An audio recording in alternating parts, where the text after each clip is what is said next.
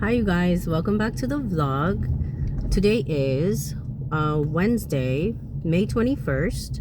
I think we're just gonna continue on with yesterday's vlog because I realized where I stopped was I was driving home and I was like, when I get home I was gonna play with the cats and take them outside.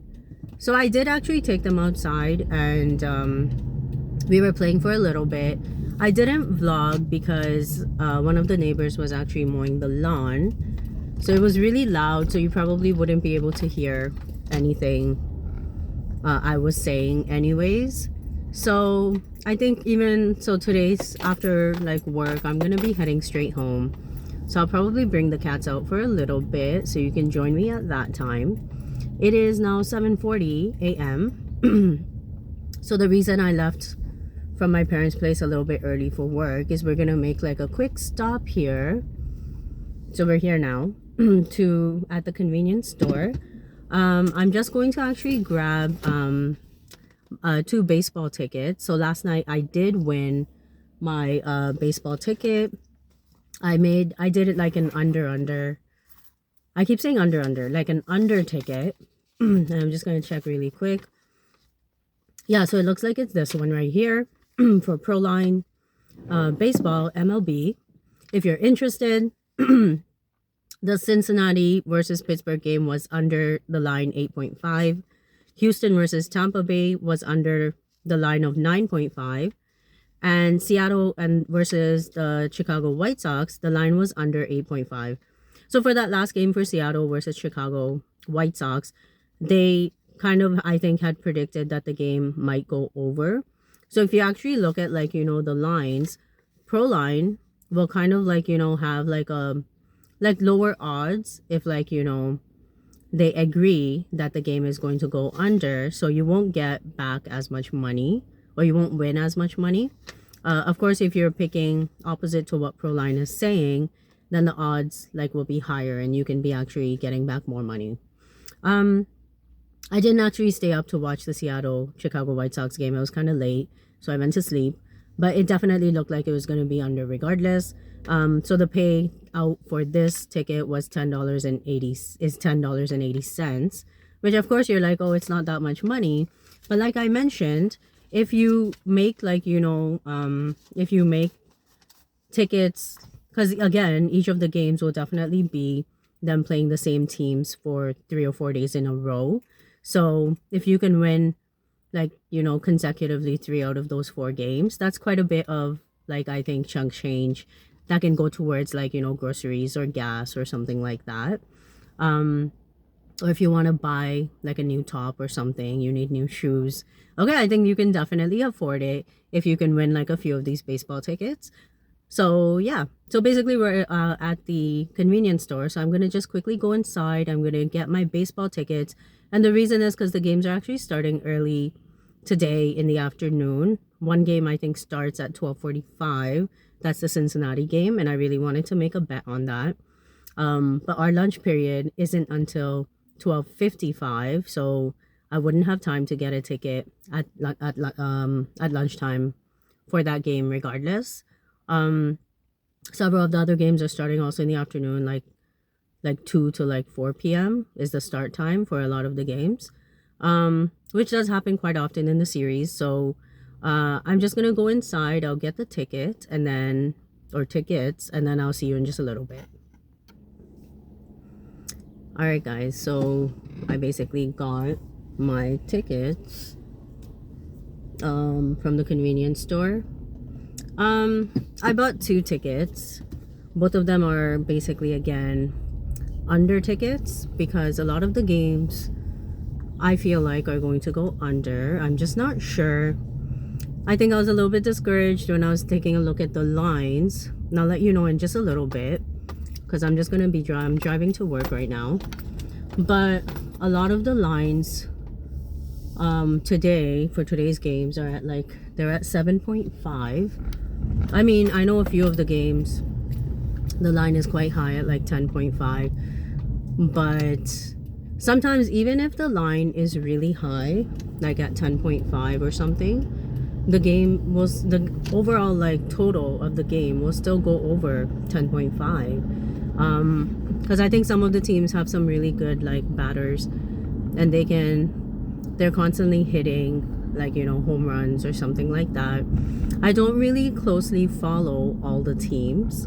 I think if I did and kind of studied the stats of each of the players, I think I'd be able to predict, I think, much better in terms of which games will go under, or like, you know, even like which teams might win. Like I mentioned, over the weekend I did win like 2 tickets, and 1 ticket was actually like, you know, I chose like 3 teams to actually win, and they actually did win. But again, like sometimes you don't know. I know the Phillies, their team is really strong. They do really well. They usually win most of their games, so it's actually kind of like a good like safe bet. I don't really bet on the Jays because I feel like it's very inconsistent, like them winning, or like, you know, the next game they won't win. So I just can't really tell in terms of the patterns. Sometimes I think I can predict if the Blue Jay games are gonna be under, depending on which team they are like playing that day. But sometimes it's kind of hard, I think. So yeah, basically I think the lines seem really low today, so I don't feel very positive about winning my tickets, but I think I'll just keep you updated on that. But again, each of the tickets, I only bet like $2, so it was just like $4 for both of the tickets altogether. And like I mentioned, my cats had gotten me a $50 lottery gift card for Mother's Day, so I basically just used like the gift card. I actually know I have a couple of tickets I won probably from like last year, and so you have like 1 year to like, you know, claim your tickets, and if you don't, then it gets discarded. And that actually happened to me, guys, like 2 years ago or something. I had like a few like winning tickets, and I think I'd put it into like, you know, like one of my small like boxes, and then I completely forgot about them. But they were winning tickets, and then I think a year had passed, and then I couldn't cash them, so I was so upset. I remember I was telling my husband, I was like, these were winning tickets, and I was very upset. But usually like I keep like my winning tickets sometimes, because you know, like when different occasions come up, like, you know, like Mother's Day, Father's Day, or like, you know, a family member's birthday, I will cash the tickets to actually buy them a present, which I think is a good idea, because then you don't have to, like, you're not directly wasting again like your own money. This is just like, you know, money that you won basically, right, by making bets. And I'll buy the person like a gift, which is usually again like a gift card, like a Walmart gift card or something like that. So I'll cash my tickets to buy the person a present. So I've been actually doing that for like a few years, and I think it's very effective, really. And the baseball season doesn't even last for that long, right? It feels like it does begin like April. I mean, it's not too bad. It's April to, like, you know, the end of the summer, but you can still be making bets in September. And then I think October is when like the World Series will start. So you have like a few months, I think, right, to do that. But I felt like ever since the baseball season started this year, I just don't have time. Now I have more time, but I didn't have time in the past, like this last month or something, to make that many like bets, because I'm just constantly like working. I'm working all day. Then I have after school online classes to teach courses in medicine, and then I have to teach night school, and then it's kind of like, it's like nighttime and the day is done. So yeah, so like I know yesterday, actually the ticket I bought yesterday, I bought it at lunchtime, because I had to put some gas in my car, guys. Usually my husband will put gas in my car on the weekend, but he didn't do that this past weekend, and I don't have time to like keep going to the gas station and stuff during the week, so I had to go at lunchtime. So because I was at the gas station, I was like, oh, let me just like, you know, buy a ticket and, you know, try my chances. My mom is actually also like very lucky. She wins all the time. So I'm like, maybe I can have some luck as well. And I'm actually pretty good. Like I mentioned, when I make baseball ticket bets, I do win a good proportion of my bets. I don't do it for hockey anymore. I think I did it a couple of times, but you know, like if I didn't mention, hockey is such a fast-paced game that it could be the third period and like the other team might score and there's like, you know, 5 minutes left and the other team will score a goal again. And I think it's really hard to predict the over and under for hockey games. It's really hard. Most of the games are not under, they'll go over. And I think if I remember correctly, the line for over under for hockey is usually like really low. It's like 5.5 or something, right? So sometimes you just can't predict, I think, if the game is going to go over. I don't like choosing teams to win for hockey either and making a bet on that. You can't really even predict which team is going to win because each of the teams, they're playing like different teams every day, which I just actually don't understand. With baseball, it's different, right? It's like a series between two teams for 3 or 4 days. But in hockey, they play different teams every day. So you can't really even like, you know, come up with like a pattern or what's the probability that one team is going to win. I think you can make like an educated guess, but I think that's about it. Like if you can't formulate patterns and stuff, it just doesn't make sense for me to like, you know, waste my money to, you know, like make a hockey bet. So I'd much rather do baseball bets. I wait for the baseball season to start every year. So it's very exciting, guys. All right, so I think what are we going to do? We're just heading into work actually right now. So I think I'll just check in with you when I get there. All right, guys, we are now at the school. The other teacher beat us, guys. What's the reason? It's 8:03 a.m. And I think just because we had to go to the convenience store and get our tickets, our baseball tickets, that's probably the reason he beat me. Because I think we usually get here, guys. Remember, we always get here like around 7:51, 7:52 a.m., right? So I think I'm just a little bit late, but that's okay. I can see a bunch of teachers are arriving now. So I think I'm just going to head inside. I need to print out for Chem 12. Okay, I luckily found like the quiz from last year. So they're going to be writing that quiz. So I didn't have to like really make any changes to it. I think it looked all right. I don't think there should be any issues. My grade 12s are really smart. They should be good with it. But I think I'll just check it over before I print it. I have to just print the economics like lecture worksheet.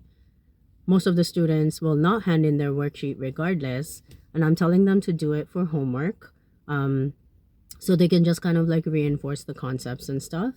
So hopefully everyone does that during today's class. And for physics, I did type up a few more like review questions. So they're going to be doing that during today's class. We went through, I said, some of the matching questions yesterday anyways. So I think we'll just go through some of the multiple choice questions. Maybe I'll try typing it up at lunchtime. But for calculus, for Wales College for this evening, they have their oral test. So I need to, I actually have to type up those questions again because I can't find the document. So I'm going to type up the questions really quick. I'll have to do that at lunchtime and then I need to post it up. But during class yesterday, I already told them which questions from the textbook I'm going to be asking them on the oral test. And again, it's not going to be all the questions. It's going to be one question from each of the KTAC components. But I do want them to practice and do a bunch of practice questions, which is going to help them because their unit test is this coming Friday. And then I think today's class and tomorrow's class, I also want to go through some of the calculus like assignment questions in class with them. And that way, it's a good review for the unit test as well, because most of the questions are just about the same. This unit for calculus only covers like 2 chapters, so I think we should be good for the most part. And then next week, we have to just like move on to like the next unit. But I think we are on track. for that. So I'm gonna head inside because again I have to make 2 trips to get all my stuff inside, guys, and I have to take a couple of binders inside with me as well. So I think I'll just go in and then I will meet you inside. Hi guys. All right, so we're basically in the school now. Like you can see, I'm at my desk like always. I'm just gonna print out the worksheets for today. I need to just check over the chemistry 12 quiz for today. But like I mentioned, I think it should be all right. We did cover all this material anyways, and I know I gave them some like review questions to do as well. Um, I might maybe include some of those review questions directly into the quiz. I didn't have a chance to do that yesterday. I was like really busy putting together the physics 11 review questions for their unit test for tomorrow. But yeah, I'm going to do that really quick and just print out maybe the worksheet for economics. Like always, oh, they have to do their economics skip presentations today. So we're gonna try to like, go through the lecture really quickly so we have enough time to get through all the groups. I think one student emailed me and said she was sick. I don't know if their group will be able to present today, so they might have to present during tomorrow's class. But I'm still gonna make sure all the groups are actually posting up their presentations on Google Classroom. If it's not up there, then it's going to be considered to be late. And the policy at Trium School is basically any assignments that are late, presentations, we take off 10%. And then the student has 3 days to hand it in. And if they don't, at that point, we put a 0, which is, I think, quite fair. Like 3 days is enough time for you to be working on the assignment or presentation. You can work on it in class and then still hand it in within the 3 day period post the due date. And we only take off 10%. So it's not 10% per day, which I think is very lenient. I know a lot of other teachers at other schools are very strict about assignments coming in late. So I think we're being pretty flexible and giving students a chance to hand in their assignments, um, because of course they're taking other courses and they have like other assignments to do as well. So I think it is fair. All right, so I'm gonna just print out the worksheets and the um, test review for physics. I have to print out the quizzes for Chem 12, and that's about it, I think. I think it should be a good day today, and I can actually head directly home after work today, so I'm kind of happy about that. And I will probably just see you then after school and after third period is done. Bye.